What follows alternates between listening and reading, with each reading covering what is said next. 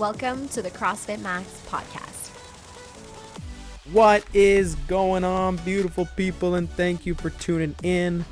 First things first, I hope you're having a great day wherever you are in the world, and we just appreciate you for tuning in. All right, this episode, we're going to be talking about gymnastics. Some of you have the goal of getting your very first, handstand or your first pull up or your first muscle up. So in this episode, we're going to break down the appropriate progressions for you to be able to get them and to be able to smash those goals. So we hope that you get some good value, and we hope to hear if any of you guys start building towards those gymnastic movements and actually accomplish that goal of yours. All right, let's get to it.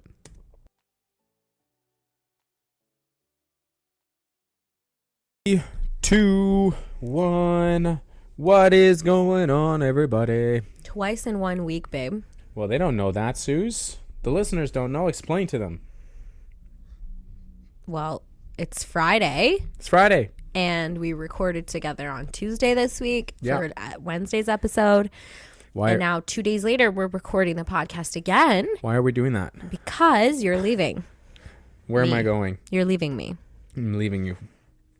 Clip it. That's it. Clickbait title. Brandon is leaving. I'm leaving CrossFit Max Imagine you forever. put that as the title of the episode. Oh my God. Everyone's like, no, we hate Susie. Please keep Brandon. Brandon is leaving CrossFit Max. I'm moving halfway across the world. For 4 days and 3 nights. Yeah. It's not really halfway across the world. It's just down south a little, right? Yeah, we're going to go to Mexico, a little boys trip. Yeah, by we, he means not me. Who are you going with, babe? Going with Tom, Justin, and our old OG member, Fred. And yourself. I miss him. And myself, yeah. And you're doing, the 4 of you are going to Mexico for what purpose? For pleasure. Oh. We're just going to eat so many Tacos? healthy tacos. Yeah. All the healthy tacos. Keto tacos. Keto tacos. I don't think there's such thing as keto tacos. I bet if you ask the internet, there is. So, I bet, yeah. ChatGPT, how do I make keto tacos? Just fry cheese, butter and cheese and make a shell with that. So we got a boys trip next week, which I'm really excited for. Like, how did this come about? What about, like, April is special for you? April's a big month, My wife, it's her birthday. Exactly. So April's my birthday month, and you always go on vacation. It's true. I don't know why. What a punch! I don't know why we. I feel very fortunate. Tom is a pilot, so he's got the hookups with Air Canada. Yeah, so it just seems like every April we decide to do something. You're like, happy birthday, babe. Bye. See ya. We always do it at the beginning of April, so you got the big birthday at the end of the month. So I have weeks to make up for it after that. Yeah. But yeah, last year we went to Las Vegas, which was so freaking epic. I haven't really gone to travel much in my life. And then the year before that, we went to Greece. We went to Athens for. Brandon likes to say, like, I haven't got to travel that much in my life, but since we've been together, the men's traveling. Very true, yeah. I mean, those trips are for sure unforgettable memories. The fact that we've gone to Australia, which is 3 times. Freaking cool. Yeah. So, yeah. You're just like a little globetrotter, baby. I'm excited. Boys trip, just to disconnect, just to turn work off. I'll never turn you off, babe. That's fine. I don't need an update from you. But just to disconnect, it feels nice. It'll feel nice for sure. It will. And I'll miss you terribly. Yeah. So we're doing a podcast right now. A little bit earlier, but you guys are still getting it at the same time. So it's just that I have to talk to you for 2 hours this week. It's crazy. It's crazy. Yeah. Ugh. Yeah. At least I get next week off. It's true. Yeah. The banter topic. I just want to talk about the freaking awesome training, the awesome progressions that our clients are making in the gym. Just a general observation from are we bragging about how epic our members are? Yeah, for sure. It's really cool. So we run our program in 12-week training cycles. This is something that not a lot of CrossFit gyms do. I think it's very unique to our gym. I've never seen another CrossFit gym run their program this way. Yeah, there's not a lot for sure. There's some like exterior gyms. Not a lot of gyms are running 12-week cycles. I love running 12-week cycles because it gives a little bit more purpose towards your training. It builds a little bit more motivation. I love it so much. It also allows athletes to progress properly in their training, and it's not that we only do a couple things in the 12 weeks. We do everything in the 12 weeks really, but there's an extra little emphasis on 3 to 5 different movements that we naturally can see really cool progressions on if you're consistent in the program here. What I really, really love about running the 12-week cycle, personally, like from an athlete's perspective, is that I feel like it really allows me to like actually tackle new challenges. Whereas in previous experiences when we used to train at other gyms before we had our own gym with a sick program by Coach B, but previously, you know, there'd be like something that I would be interested in learning how to do, and it would just like show up randomly one day in a class, and I'd be like, oh, that's so cool, I want to learn how to do that. But sometimes just like in a one-off group class, you don't really get the hands-on coaching and the drill development that will allow you to learn something, because if just doing something one time, having one exposure isn't going to teach it to you. So then I would be like, oh, cool. Like, let's say pull-ups, for example. I want to learn how to do pull-ups. Oh my God, cool. There's pull-ups in the workout today. And then they're like, okay, well, if you don't know how to do pull-ups, like do ring rows. And you're like, okay, well, now I'm doing ring rows because I don't know how to do pull-ups. Like, when am I going to learn how to do pull-ups? Yeah. And so I love that, you know, let's say here we've had a 12-week cycle where the focus is on pull-ups, and then we're breaking down the movement, we're giving drills, we're giving tips on how to get there, so that if that is a goal, you can at least be armed with the tools and the progress. It doesn't mean that in 12 weeks you're going to get your first pull-up. Sometimes it takes longer than that, but you're given all these really cool tools, and you can watch your progress and you feel like it's within your reach. Whereas like if it just pops up here and there, you don't really get to break down the movement. Yeah, I don't want to go too into detail because this is an entire episode after this banter topic. Yeah, sorry, I just got passionate. I'm feeling passionate. But for sure, there's the natural progression to movements and increasing volume and increasing repetitions and increasing weight that should be in a program for you to naturally improve. And if you're also not tracking your results, then it becomes very challenging to, like you said, know, like, okay, 3 months ago I did an overhead squat, and now randomly, 3 months later, I'm doing, let's say 3 months ago I did an overhead squat for 3 reps, and now 3 months later I'm trying to do, 8 reps. Like, how is the athlete going to actually understand progressions? Yeah. And build towards something. Shout out Wattify for that. Wattify is sick for that. It is very cool, yeah. So, just a few like pointers, like, man, like when I've been coaching the classes, which we're going to dive into all the gymnastic fun things. One of the main things we're focusing on is like all inverted gymnastics. So I just coached the 12 p.m. class, and it's so cool to see people who are just getting their first handstand against the wall, for people who are coming off the wall and just balancing themselves without the wall. Yeah. Yesterday we were doing bench press. Bench press is one of our progressions, one of our main priorities in this 12-week cycle. And freaking Tom was doing like 225 for 4 reps. And it's just cool for him. He's like, man, I don't think I've ever done more than 225 for 1 rep. And he was busted out 4 reps yesterday, and he might even been able to get a 5th rep in. So Daphne hit 140 on her bench for 4. Like, she's doing reps at 140. Yeah. That's crazy. Sick. It's Jay sick, was giving her props today, and he was like, what the hell?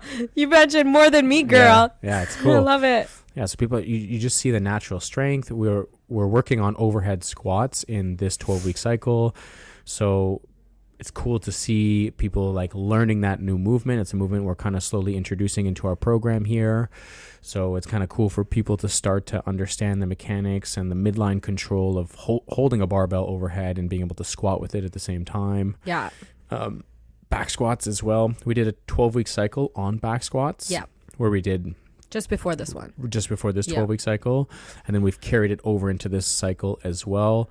And we've done like during the open time, we did a lot of low reps for the back squats, heavy weight, And now for this 12-week cycle, we're switching it up. We're doing a lot of like high volume stuff. Love it. And then also some tempo. We've done some tempo. So it's really cool to see people building on the back squats. And I'm very excited in 6 more weeks from now to see where their back squat is going to get to compared to what they tested previously. I'm so pumped. Like our athletes are really, I feel, so focused in their training. I don't know if it's just like, every time I'm working, the focus changes. Yeah. Every time I'm working out in a class, I feel like people are hyper like focused on their movement quality. They're giving me like beautiful depth in their squats. Like, they're aware of, oh, last week I lifted this and this week I'm planning to lift this, and they're so dialed in. And having such a deep awareness around your training and like knowing your kind of, I don't want to say stats, but like, where you're at right now and where you want to get to, and have an idea of what your previous best was. Like, people are all so conscious of those things. And so when they come to do their squats, they're hungry, they're excited. It's like such a beautiful contagious energy. Like, it is contagious. It's not like that deep. Like, it doesn't matter what the number is. If your number is 50 pounds and someone else's number is 200 pounds, like that's not the point.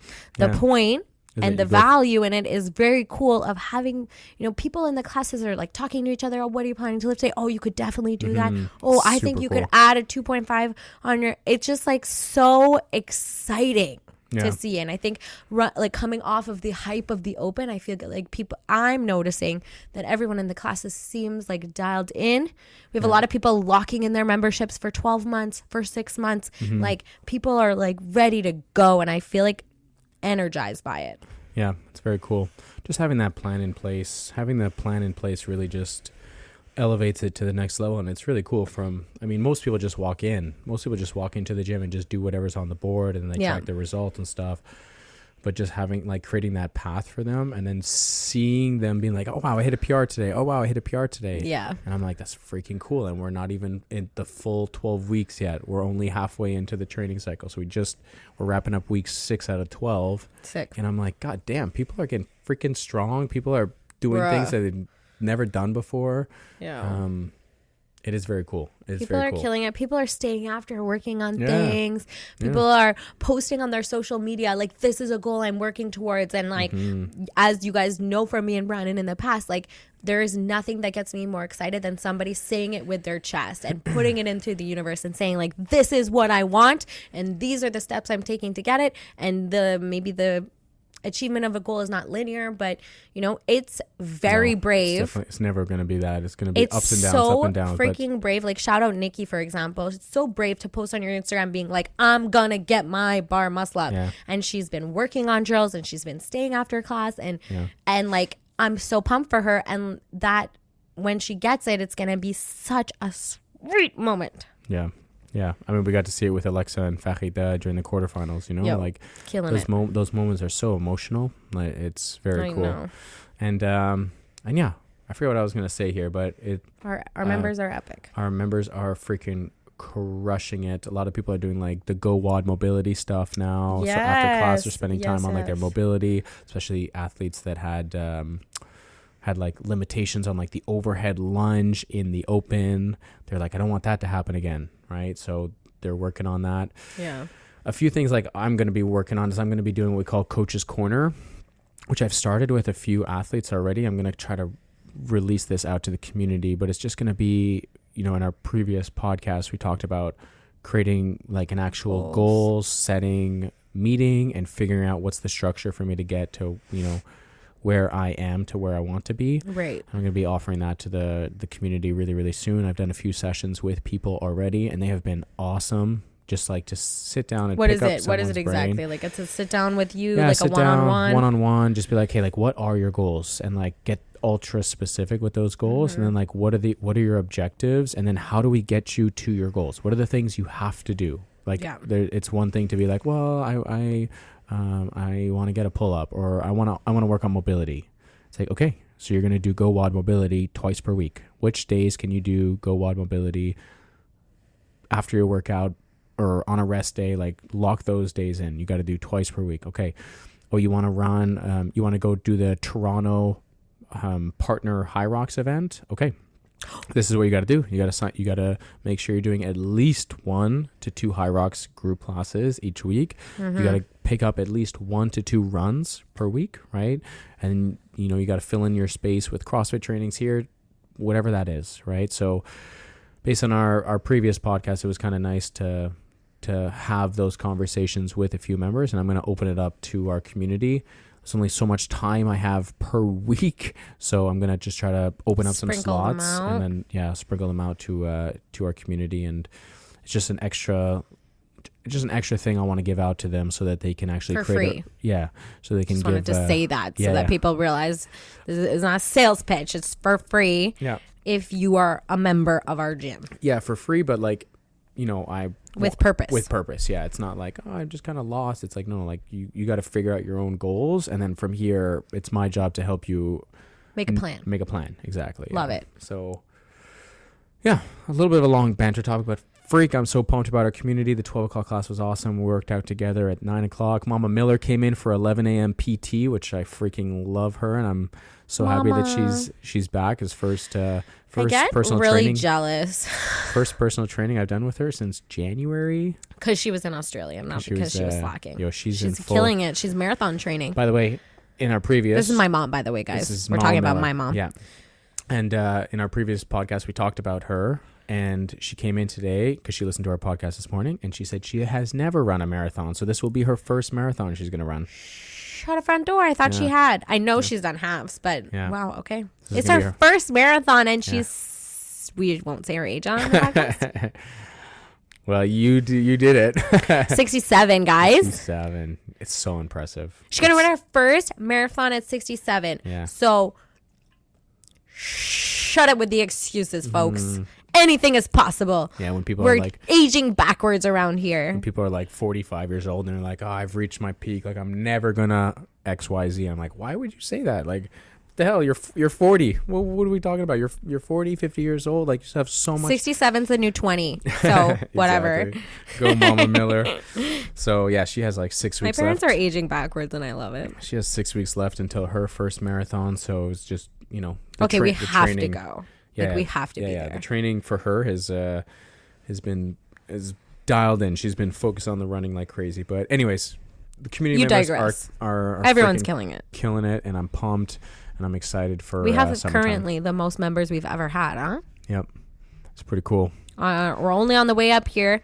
Every single person who's a member right now has one person in their life that they need to bring to the gym, and then, wow. It's crazy. We could double. You guys, we could double it. Everybody has one person. We could 10x it. Whoever you're thinking of right now. Members. No, babe, but we could totally do with double the members that we have. Think about all the Echo bikes we could buy. Oh my God. You ever see those dumb videos of like 10xing things? No. I don't know what you're talking about. If you make $10,000, we'll just 10x it, and then you could make $1 million. Anyways, it's just dumb. That's what I don't know what you're talking about at all. Okay, but we could 10x it. 10x it. Whenever I said that, I said everybody has one person in their life. I want you to think about that person long and hard. Send them this episode. Tell them to come. Pull them in. All right. Okay, we're going to focus on a particular style of CrossFit training, which is gymnastics. And we're going to talk about how you should be progressing in whatever movement you're focusing on, right? Because there is common progressions between, like, let's say you want to get better at running versus you want to get better at handstands, but there are slightly different kind of protocols that you want to apply to gymnastics. Right? Gymnastics is a beast of its own. Yeah. And like a lot of people, especially after the open, they're like, I want to, like the Nikki, I want to get my bar muscle up, and the people that are trying to get like their first handstand walks and they're kipping handstand push-ups and things like that, their first pull-ups, right? They're like, I want to be able to go to the open next year and do kipping pull-ups, right? So what we're going to do is we're going to talk about like a progression level on how you need to approach your training if one of your main goals is to get better at gymnastics. And I'd also like to say that if you get better at gymnastics, Yes. you will improve other elements of your life. And what I mean, or maybe other, I mean, life, it could be one way of saying it, but also I mean just like your overall fitness. Yeah, like coordination is Coordination, yeah. So learning how to move your body through space. That's why we're going to sign our toddler up for gymnastics, right? Yeah, soon, Teach him coordination. Oh, it's this weekend. It's actually tomorrow. I got to sign him up, April 11th. So oftentimes people go to gym, they work cardio, and then they work like weight training. I guess that's the normal stuff here. And CrossFit has kind of brought in this whole element of gymnastics that not a lot of people have done in their entire life.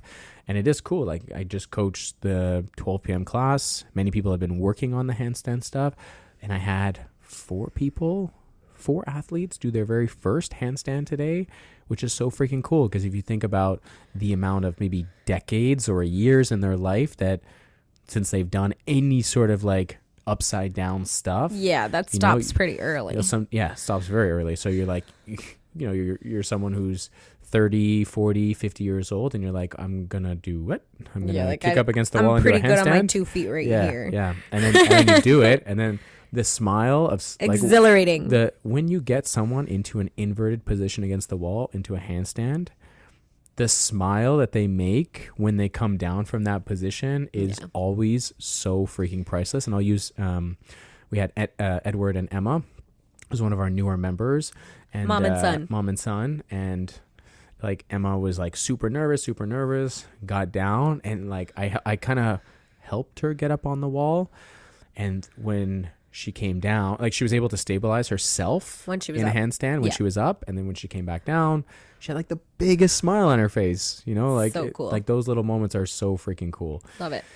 So gymnastics really does improve other elements. If you get better at gymnastics, you will get automatically better at weightlifting. Yes. And oftentimes people think the opposite. I think weightlifting is like, let's say, more important, or if they get better at weightlifting, they're going to get good at gymnastics. But it's actually the opposite. If you learn how to move your body first, then the other elements of weightlifting will actually improve. Yeah, I feel like gymnastics is just like at the center of like coordination and understanding like mind-body connection. I would say in terms, so like even CrossFit has this like really awesome pyramid, and in the bottom of the pyramid, so think of like the foundation of your overall health is nutrition, right? And then after that is like your metabolic conditioning, so your body's just ability to move, right? So think, go for a walk, go for a jog, right? Your body's ability to get on a bike, pick up a dumbbell, move a medicine ball, do some gymnastics, whatever, just your body's ability to keep moving. That cardiovascular health is kind of the first element of just general health, right? So if you work on your nutrition and you work on your cardiovascular health, that's kind of the second level of the pyramid. And then above that is gymnastics. So the second most, I guess, exercise important thing is gymnastics. If you can move your body really well, then the other stuff will come in. And not just in terms of like, I'm going to be a better weightlifter, but think of like mobility, right? If you're really good at gymnastics, you're typically pretty mobile. Yes. If you're good at gymnastics, you're usually pretty stable. Like you probably have strong shoulders, you probably have strong core. Like, so there's so many elements that gymnastic brings.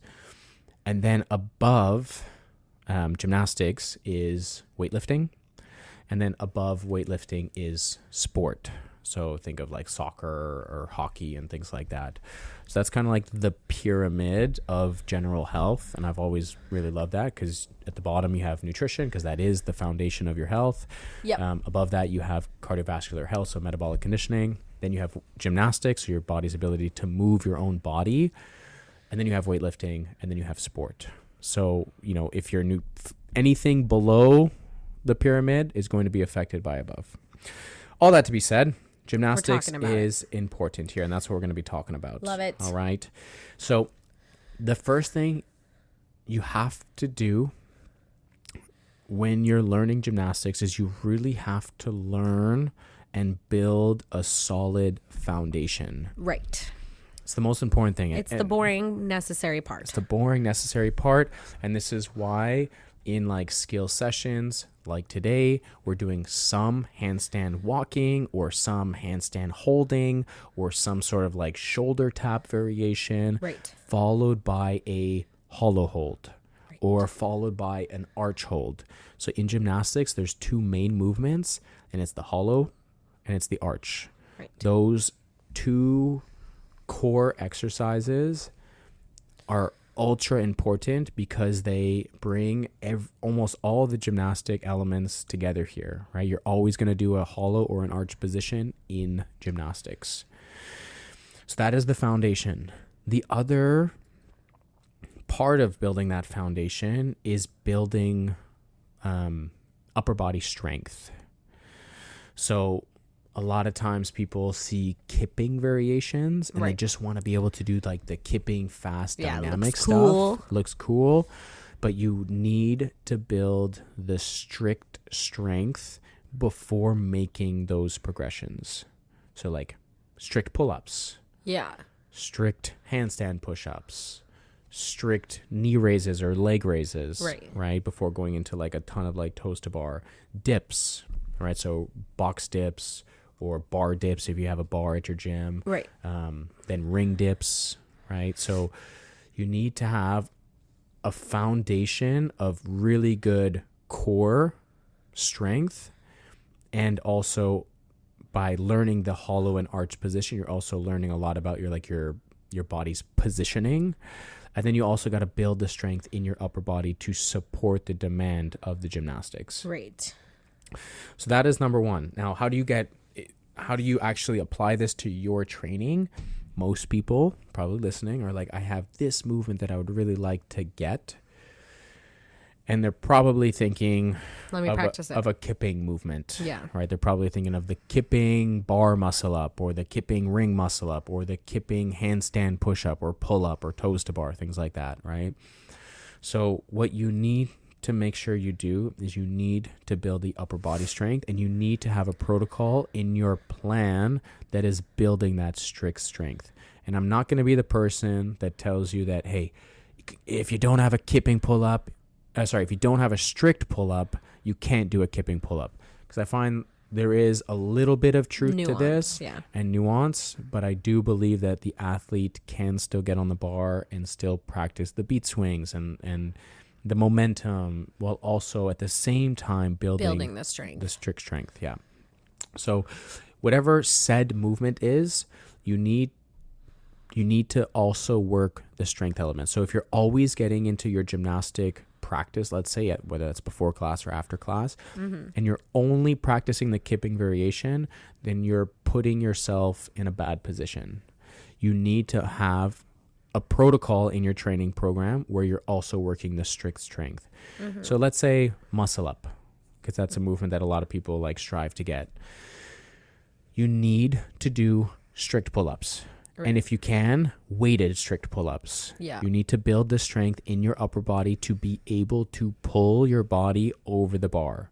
So that starts with building some strict strength. Right. So if you're just like someone that's always using elastic bands to do bar muscle ups, if you're someone who's always trying to do like kipping pull ups and stuff like that, right? Or jumping on a box, right? Yeah. You need to have some sort of pulling variation. And that strict pulling variation. And it also goes for like toes to bar, right? Or that also goes for handstands, for example. If you want to build the strength in your handstands, then you need to build the strength in your shoulders. You need to be doing some sort of like actual pressing variation for your shoulders, whether that's a easy pike push up from the ground or from a box, whether that's some like seated dumbbell pressing or barbell pressing. You need to build the strength in your shoulders before you can just start like practicing kipping handstand push-ups.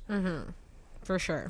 So that's number one. All right. It's really important you guys do that. You need to have, again, the goal is said exercise. Okay, what is the strict variation? If I'll even add this example. If you're someone that's like, man, I really want to get a kipping pull-up or a kipping chest-to-bar pull-up, you have to have a strict movement in there. And maybe you don't have strict pull-ups yet. Right? So what you can do is you can do some negative pull-ups. Right? What's a negative? So negative pull-up is where you take a box or you put your foot on a J-hook and start with your chin over the bar. And then you slowly, as slow as you possibly can, think like anywhere between 6 to 10 seconds, slowly descend your chin until your arms fully extend in the bottom. And it's an unpull-up. Yeah, exactly. Yeah. And a pull down. Pull down. Yeah, exactly. So you're trying to resist gravity. You're trying to resist your body weight. And a lot of people make the mistake of like fighting for the first half and then just dropping. Go. But you got to fight every second from the top of your chin over the bar all the way until your elbows are fully extended in the bottom here. Yeah, that's such an underrated but such a valuable exercise. Yeah.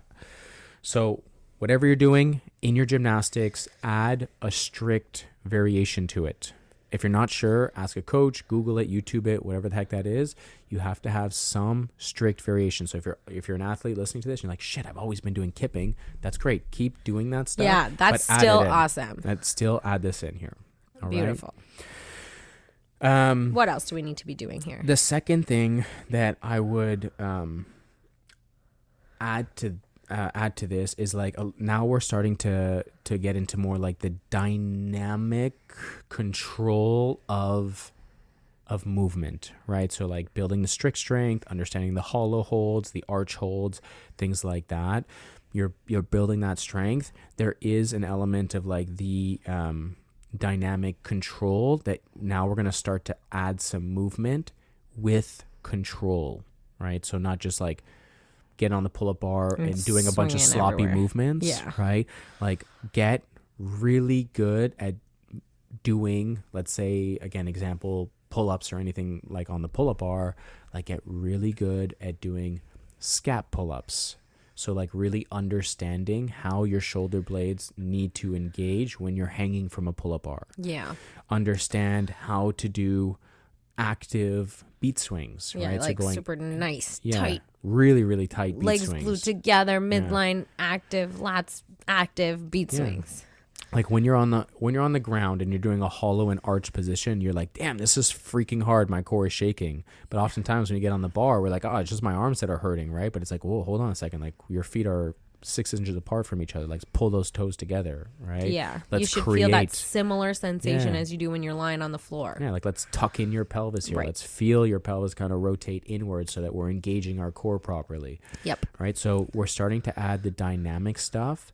But be cautious because this is probably one of the biggest errors I see people make. They go from like, okay, well, I can do some swinging on the bar. And then they go from like, I want to get a toes to bar now. And it's like, whoa, hold on a second. Like as soon as you lift your feet from, let's say, the nice beat swing position and you go up to like a leg raise where your legs are maybe like parallel to the ground or even eye level, and you start to get sloppy.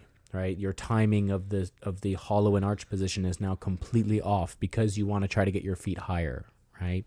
So you got to make sure that you have really, really good dynamic control. You can pull and push on the pull-up bar with your upper body.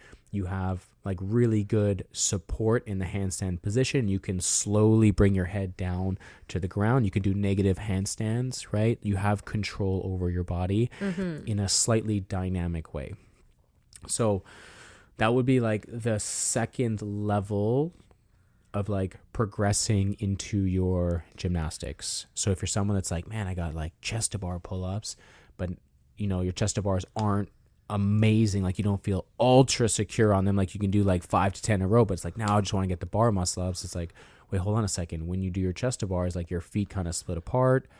You don't have that nice momentum for the consecutive repetitions. Like we need to get good at that. Dialing in the earlier variations of a movement is always going to help you with any maybe bad habits or lack of control that you have, because all of that is going to, when it gets to the really high skill movements, you're not going to be able to kind of will your way past a bad habit. You know, like let's say Everyone's will is high.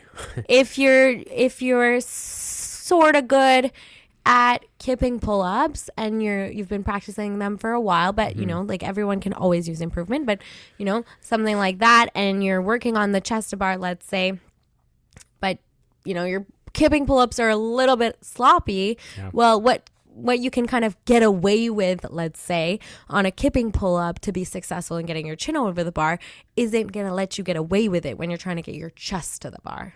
And then same goes for, you know, if you're a little bit sloppy and loose when it comes to your chest to a bar, but you have like a nice, big, strong pull with the arms so you're able to get your chest to the bar. Well, that looseness and sloppiness you're not gonna be able to get away with it when you're trying to get like a bar muscle up, for example. So really dialing it in and perfecting those earlier skills, even the hollow hold on the floor, like perfecting that skill is going to pay dividends, even though it quote unquote feels beginnery or boring. Yeah. Okay, so that's level 2. Level 3 is having an appropriate skill progression here. Right, so we kind of touched on this a little bit here, but making sure that you're going from like one appropriate movement to the next one. So exactly not like skipping steps. Not skipping steps. Yeah. So you know you get the pull up. You're like, okay, it's off to chest to bar. It's like, well, hold on a second. Like, how many pull ups can we do in a row here? Right. Like, let's get really, really good at doing pull ups before we start progressing into the chest to bars. Let's get really, really good at doing handstands. Maybe before we go into handstand push-ups, right? Or let's get really good at doing handstand push-ups before we want to go into like handstand walking, things like that, right? Yeah. So just having like an actual clear progression into this and getting really good at said movement before moving on is going to be really important here. Right. And that's also very hard for a lot of people because they get the movement and like, hey, what's next, right? But it's like, oh, let's pause, time out. Let's get really good at doing this movement. And then in a few weeks from now, then we can progress into the next one here. Yeah. Right. So just having like an appropriate progression. And usually that happens like in the group classes, right? Usually we do drills, we do progressions. At CrossFit Max, yeah. Yeah, exactly. Yeah. We do like a lot of like progressions in our training and stuff. And it's like, okay, like if there's maybe I'm at the 3rd progression, but I want to get to the 5th progression, the actual RX movement, let's say.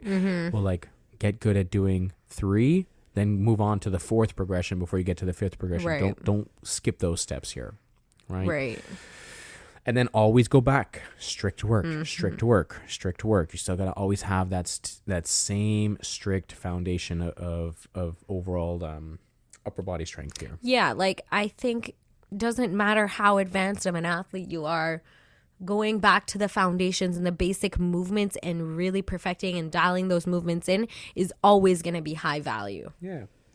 Yeah, I'll give you guys like a very like specific example for like someone who wants to do like handstands, right? So for someone who wants to do handstands, you got to be able to do a pike push up with your feet. A pike hold with your feet on a box, right? Yeah. So that's just level 1, right? So feet are on the box.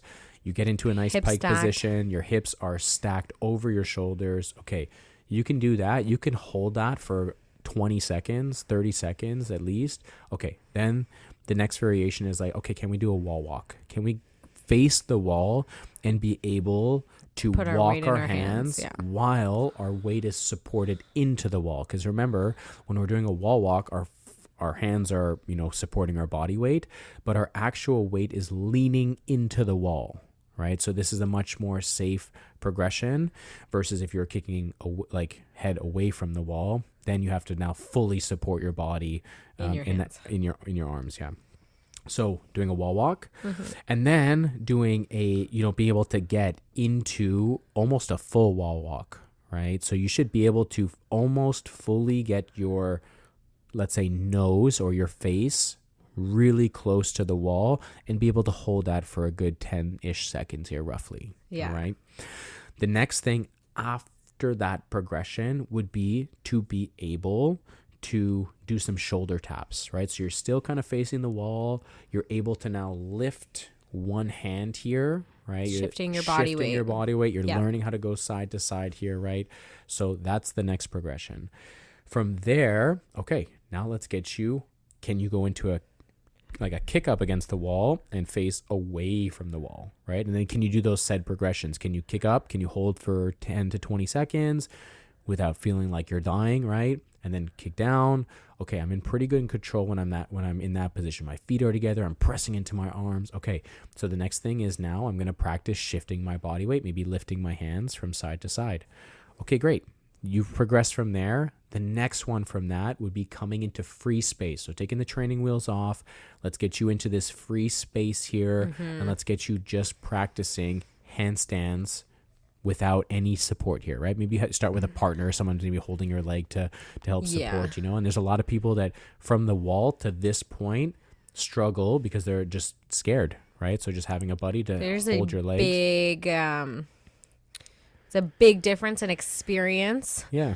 Being against a wall and being in open space. Yeah, and like I was pushing Ashley and Carol, who can do handstands against the wall, and I was like, hey Ash, like you're getting off the wall here, like let's. She's like, yeah, but I don't feel like super like really, really good about lifting. I'm like, I just saw you do that. We just did a whole bunch of drills. I saw you do that. Like, let's get you off the wall. Time to take the training wheels off. And then at the beginning, I held her leg and I supported her. I feel like Ashley and Caron are the perfect example of the athlete too. That like when you say that, they're like, oh, okay. Yeah. And like they're such doers. Like both of those athletes need sometimes like a little bit of a gentle nudge in a certain direction. Yeah. But then they're both. Literally both of them are such doers. They're like, okay, now I'm ready to attack the challenge. Yeah. Love it. And then once you start to feel comfortable, like, okay, I can kick up, but I feel comfortable doing that, but I can't really walk right now. Well, then that's the next element, right? And that would be kind of like doing that a whole bunch of times. And then there's a whole bunch of like drills that you can do to practice learning, but really that would be a natural progression from someone who is doing a class or trying to work on their handstands. Right. So if we're not holding, if we're not wall walking all the way and we're not holding comfortably for like 30 plus seconds with our feet on a box, there is not the time to start free space handstand attempts. Exactly.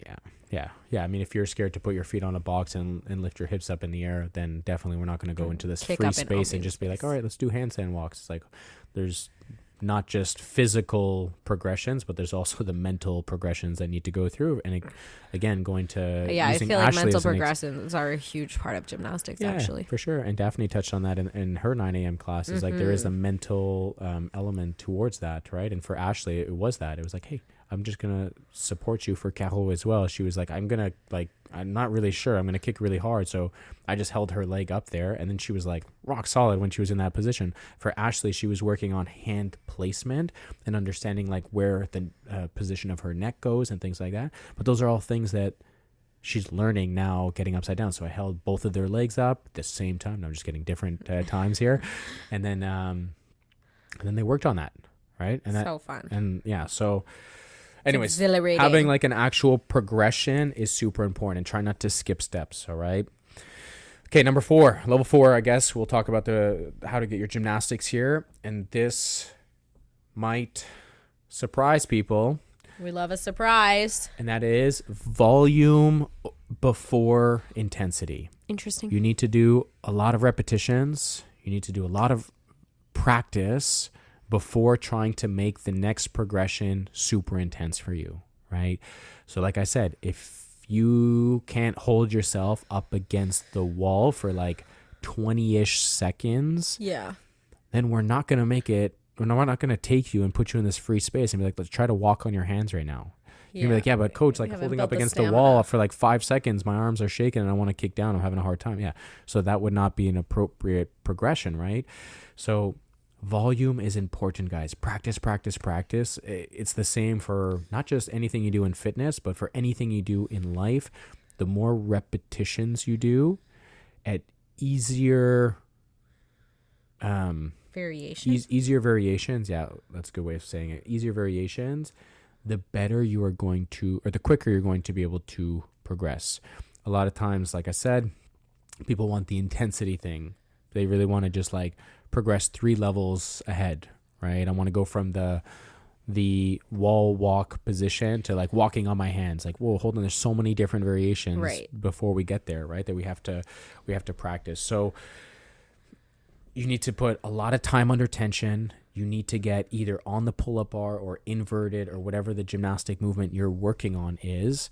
And you need to be practicing it a lot and not making it super hard on yourself. Yeah. You don't need the intensity. You need the practice. You need the volume. You need to do lots of kicking upside down, right? So if you're doing something where you feel absolutely cooked after like 2 sets, well, that variation is just slightly too hard tough, yeah. right now, right? And maybe sprinkling in some of that hard intensity towards the end of your, let's say, practice session or training session, that would be a good time. So for example, like doing negative pull-ups, if that's one of your goals, at the end of the session, that's when you should be doing it, not necessarily at the beginning of your session when you're trying to practice a skill, right? So volume over or volume before intensity. Do what you can and a lot of it. And let's say we want to get our bar muscle up in this example, and we're coming to the group classes and we want to work on it a little bit after class, and we're talking about here volume. Does that mean that we want to work on it every day after every class? Mm-hmm. Yeah. Correct? Yeah. The next thing that I'll say is you want to be consistent doing it. So like the next progression after that, or the next level, I should say, after that, is going to be consistent practice. Yeah. Right. So we talked about volume being important rather than the intensity of it. So yeah, doing it every single day might be really hard on the system, and like you said, too much. So I would recommend pick 2 days a week or something like that. 2 days. If you're training, I mean, if you're doing CrossFit and you're doing 4 to 5 training sessions already per week, then you don't need to add in an extra 4 more sessions on practicing gymnastics. No. You just need to either take 1 or 2 more days in the week. And by 1 or 2 more, I mean that you've already practiced it in the group trainings already. Yeah. And then you're taking another day to practice. So maybe movement. 1 or 2 days a week, you stay after class for 15 minutes and you work on the skill. Yeah. And then when I'm talking about being consistent, I don't want you guys to make it so complex either. You need to practice the same drills. And again, people want variety. We're CrossFitters. Everybody we love variety. Variety is our favorite thing. Variety. We get bored quick. That's why we're CrossFitters, right? That's why we like that the workout's different every single day.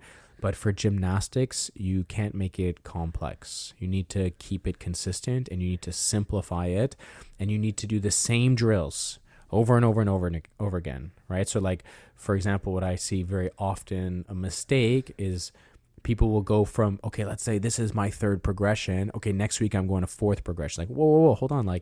You need to spend the next 4 weeks doing the same 3. progression twice per week before we can even progress into the next one. Yeah, I hate doing that too. I love to just move on to the next thing. Probably the most common example I can give is the butterfly pull-up. So many times I tell people, you're going to put me on blast. Put you on blast. Yeah, I mean, including myself. Everybody does this, okay? But I'm trying to break this poor habit. For the butterfly pull-up, it's such a different movement than the kipping pull-up. So what people will often do is they'll learn, okay, I need to come away, it's hard to describe vocally here rather than visually, but when you do a kipping pull-up, you're in that hollow arch position, then you kind of kick back into the hollow and then pull your chin over, and then from that point you have to push back away into the hollow, into the arch. So it's kind of like a little triangular motion that happens. Versus the butterfly, it's not a triangle, it's an oval. You're just doing these big circles. So oftentimes people feel really uncoordinated because they start with the kipping pull-up and then they want to do butterfly. Let's be honest, you look really uncoordinated when you're starting it too.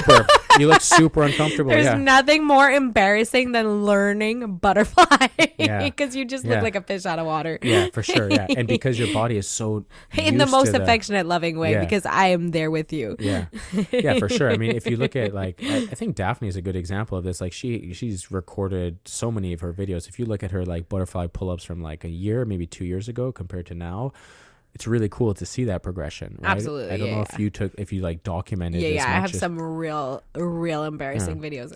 And that's kind of part of it. You have to you have to get up there. But anyways, what I was gonna refer to is the thing I see the most common is you just have to learn how to do almost like little scapula circles, right? Like you don't even have to learn how to do the full pull up for the butterfly, but people going from like, okay, I can finally do like these little circles to like, then they do one big circle and one butterfly pull up, and then they lose the technique and they're like, oh, I suck at this. And then next time they do the same thing. They're like, oh, I feel so awkward doing it. I'm like, don't try to do a pull up, just do these little scapula like oval looking movements, right? And you know what? That is so hard to do because when you're learning butterfly pull-ups, it's because you're I can do a pull-up. because you're already quite good at pull-ups, right? Like butterfly is like pull-up level 4, you know, like you're really decent at pull-ups. You can do a ton of kipping pull-ups. So when you feel like your chin is not getting over the bar, you're like, well, this is dumb. Like I've been doing pull-ups for years. So you feel like you've taken 400 steps backwards, even though you're just taking half a step forward instead of a leap forward. Yeah. Take the small steps. Yeah. So it's like going from Don't like those be like little me. circles to like quarter pulls, and taking weeks of doing that. Weeks of doing like the quarter pull up butterfly, you know, then the half, then the 3/4. Get really good at that. Then doing the full butterfly pull up. Right? You're so right. It's so annoying. And then what happens? What I'll use the three of you girls. I'll use you, Malice, and Daphne. What did you do the second you got your butterfly pull up? Chest to bar. Immediate chest to bar. Immediate. Like I want to get my butterfly chest to bar. I was like, okay, well now I got the butterfly pull up down. I need the butterfly chest to bar. It's like, well, you don't look super smooth on the butterfly pull up, so why don't we work on that? And then you're like, no, I want the chest. Rude. I want the chest to bar. The three of us are mad at you. I'm speaking for all of us. And then, well, in certain situations, like some of you guys had competitions, so you're like, okay, well, I'm just gonna do the butterfly, and then you go into it, and you're like, oh, well, hold on a second, pause, let me go back to kipping. So that's the almost perfect example of what not to do. Perfect. What Thank not you so much. to do here, right? Thank you so much for using me, Malice, and Daphne as your prime examples of what not to do. But then what did you do after that? You peeled it back. And then we got them really good. You took away the complexity of the movement, and then now you guys are flying when you do your butterfly pull-ups. And this is not something that just you three ladies have done. This is exactly what I did when I started doing my butterflies. Yeah. And it's funny, like Julien, who is Malice's husband, was one of my first ever coaches starting CrossFit, and he gave me like one of the best cues ever in my butterfly. And what I was trying to do when I went from butterfly pull-ups to butterfly chest to bar pull-ups was I was like smashing my chest on the bar every single time. And he's like, and he just gave me the smallest, littlest cue. And you're still thinking about it 10 years later. And I think about it, exactly, yeah. Like many years later, I think about that when I'm in the action of doing the chest to bar. I'm like, hey, relax my arms. I don't need to pull super hard. It's just grazing the bar, right? So it was like the smallest cue that he gave me had like this long lasting effect. Shout out Juju. Yeah, shout out to Julien for that, you know? So don't make it too complex. All right. Consistency is more important, right?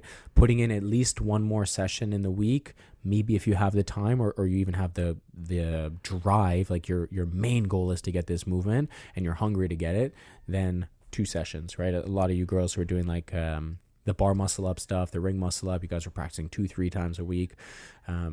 So yeah, depending on what your will is to get that movement and how serious you want that goal, you can't just do something once per week if you really want to get something. You got to do it at least twice per week. And make it easy. Don't make it complex. All right? Okay, number 6 here is going to be accessory work. All right, so you have to make sure that you are putting in a little bit of accessory work into your program. So not just having the strict strength, but putting in the... Say that 10 times fast. No. Strict strength. You have to be able to put in a little bit of time on accessory stuff. For example, shoulder stability work, right? If you're trying to do ring muscle ups, you know, a lot of people get their bar muscle ups, but then when they go to the rings, they struggle with the stability factor, right? The rings are shaking, right? I don't know who you're talking about. So. If you're trying to do handstand walking, right? You're like, okay, well, I'm in a supported handstand position. I feel pretty good. But as soon as I lift one hand off, I lack the stability in my shoulders. So a little bit of like accessory work is going to be super important, not just for the strength development, but also for the overall health of your body. Yeah, especially when we're doing movements like hipping gymnastics, like butterfly pull-ups, like muscle-ups, toes to bar, all these things. Yeah. They are putting a lot of strain on all those little teeny weeny muscles in our shoulders, and we want to make sure that they're really nice and strong and healthy in order to like have the longevity in that movement. Jay is like the prime example of like king of the accessory work. Like he's always staying after and doing like small little things for him. It's a lot of focus on working on his mobility, but he spends a lot of time really doing the less exciting, less fun, small movements of the shoulders and openings of the position. But that's how you get better. I remember when I wanted to get my pull-up for the first time and Brandon was programming for me accessory work. Yeah. And I was so annoyed with you all the time because I was like, I don't want to do this stupid little bicep curl complex that you're giving me. Like, it's so not exciting and not fun. Yeah. Who would have thought that doing those bicep curls are going to help you get better at pull-ups, huh? Well, anyone with a brain. Only the secondary major muscle for you to do a pull-up. I know, but like every girl's nightmare is doing bicep curls at the gym. But anyway, I digress. Yeah. This point being that like it's not exciting, it's not exhilarating, it's not like wah, but it's such a necessary part of the process. And that's when you pull in a friend and be like, come do these bicep curls with me and yap at the same time. Yeah. Curls, pressing, things like that.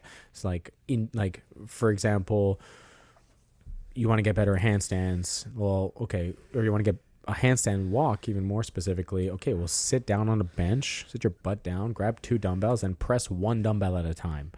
Right? Boring. Like, just kidding. Well, to me, like that's the super fun stuff. Like, I really love weightlifting and things like that. But it's like, okay, I want you to do like some side plank Palloff raises, and that's when you're in a side plank position and you're holding a dumbbell with one arm and your arm is going laterally in front of your body, then back up. This is the spiciest movement ever. Yeah, but it's like strengthening the back of your shoulder. Your other arm is supporting your body weight into a side plank. Your core is working hard. Like, all these things help get you better at gymnastics, and we don't think about it, but it is important to add a little bit of accessory work. It doesn't have to be a lot, just like one accessory piece. Okay, and then the last thing, kind of the 7th level here, is actually creating those milestones. So what do you want to do? Like, what is the goal? Is the goal to be able to do 5 strict pull-ups? Is the goal to be able to do 3 ring muscle-ups? Is the goal to be able to do a 20-second handstand hold? Or is the goal to be able to do a 10-meter handstand walk in a row? What is the milestone that when you get there, you're like, this is where I wanted to get to. This is awesome. I spent all this time working towards it, and I did it, right? I've done that, right? So creating the milestones so you can actually be satisfied when you get to a point, because oftentimes, especially in gymnastics, someone's like, oh yeah, I can do a muscle up, like, okay, and then it's like, yeah, but actually I did a muscle up, but that person can do 5 muscle ups and I want to be able to do 5 muscle ups. Like, well, hold on a second. We need to like really enjoy the fact that you just did your first muscle up, right? Well, I just got 1 toes to bar. It's like, well, hold on a second. Like, you worked many weeks to get that toes to bar. Like, that's freaking incredible. Yeah, Daniela did her first toes to bar in my class this week. It was amazing. Cool. So yeah, like getting your first toes to bar, and it's like, okay, enjoying that milestone, like enjoy it, like be pumped about that, right?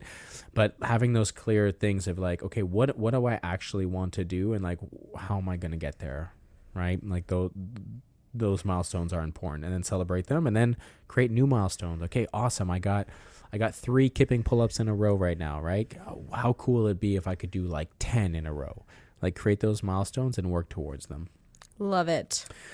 So if I were to guide you guys on like how to create a framework for your gymnastic improvement, you got to know what the heck do you want to work on, right? Like that's a good place to start. What is the thing you want to work on? Okay, create that movement, that milestone. Okay, from there you need to practice the foundational stuff, Right. right? You need to practice the dynamic element of whatever you're practicing, and then you also need to build strength in it. Yes. Right. So, and you need to do it at least twice per week if you want to get better at it. Right. So you got to lock in 2 days. We're going to be working on it, whether that's one group class session and then one after group or before group in open gym. Or it's just like 2 open gym sessions in the week. Like after class, I'm going to spend 10-15 minutes working on this movement after class or before class. Right. So that's number 1. You got to do that twice per week. In the actual training session, I would start with the foundational stuff to begin your block, right? So if you're practicing like kipping pull-ups, toes to bar, any sort of gymnastics, I would always just do a couple sets of hollow and arch position and get really good at doing those hollow and arches, right? If you're practicing anything on the pull-up bar, you need to just implement some sort of like really purposed intent beat swings. Feel how tight your core is. Feel you actively pulling and pushing against that pull-up bar, right? Yes. So create some do the foundational shit that I know you can do pretty, let's say, quote unquote easy, but do it really well. Like really, really well. Make it hard. Make the easy stuff hard. Yeah. And then from there, go into skill.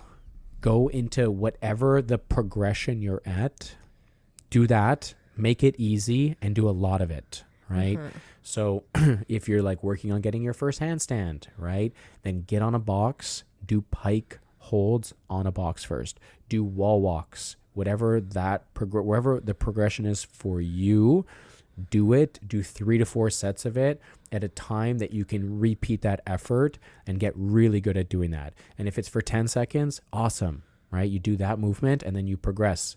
Okay, I'm going to do that twice this week and I'm going to do that twice next week. And then the following week, I'm going to go for 15 seconds. Yeah. Right?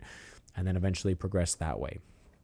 And then after that, you need to have a strength exercise, negative pull-ups, negative handstands. You need to do something that is like really, really hard that's going to build the upper body strength. Those little muscles got to be working. Yep. And then the last thing is just have one little accessory piece, whether that's like banded face pulls, whether that's side plank, whether that's bicep curls. Add an accessory piece into that so that you can also kind of fine tune the weaker muscles in your body that you need to work towards. So for example, the bicep curl helps with building strength in your arms, right, to be able to pull yourself up, or whether that's like bent over rows to build your lats, whether that's some stability work, single arm overhead carries, whatever that is. Add an accessory piece and do 2 to 3 sets of that accessory piece. And that was kind of a lot to say. And maybe you're like, holy smokes, that would take me like 30 minutes. But really, like, you should be able to do this in like 10 to 15 minutes, right? And you'll get into the rhythm, you'll get into the flow of knowing exactly what you're doing because you're repeating that. You're not rewriting the script every time. You've created a plan and you just do that twice per week for the next, 2 to 3 weeks. And then you start to make the slightest progression from that. Slightest progression. Baby steps. Did I miss anything? Was that, No. did that kind of create a good framework for listeners? Yeah. What are you working on? What am I working on? I'm working on running. I did my first run yesterday. Boring. That's kind of cool. I mean, in gymnastics, babe. In gymnastics. Are you just like too good at everything I'm and you don't need work because you're so high skill? No. Unlike me, I'm a low skill athlete. I personally don't have the goal of anything in gymnastics right now. There's just nothing you can't do. I do. No, I can always do better. I get it. It's fine. Can always do better. I have the goal of getting stronger in certain things. Like, for example, we're talking about the bench press, about Tom crushing in that bench yesterday. For me, like, it's always been like a weaker movement of mine, and I want to be able to like freaking bench 2 plates. Like, that's kind of my goal, and I set it out, and I'm like, What'd you hit yesterday?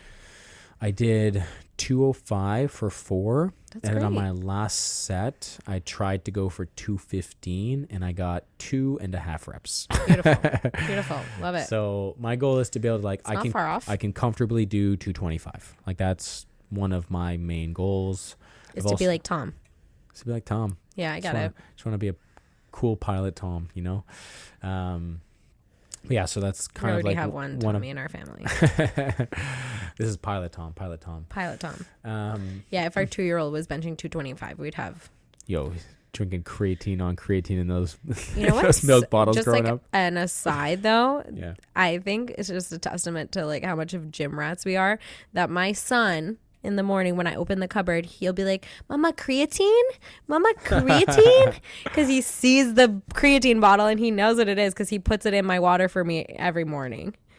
Oh. So when he sees it, he goes, Mama, creatine? That's so and I'm funny. like, you're so freaking smart. Like, which other 2-year-old's vocabulary has the word creatine in it? He also does electrolytes. Electrolytes? Oh, Electrolytes? Yeah. So funny. People are like baby talk right now. That's hilarious. So Tommy can get me my Lelalites and creatine? That's so funny. Hey, he's going to be taking that stuff soon. Not that soon. No, not that soon. Maybe like another year, you know? We're going to wait till he's like, at least 3.5. At least 3.5, yeah. Yeah. Okay, we're going to end the podcast the same way we always do with client of the week. Pew, pew, pew, pew, pew, pew, pew, pew, pew. This person is someone who brings me so much joy every single time they walk into the gym. In food form. Sometimes in food form.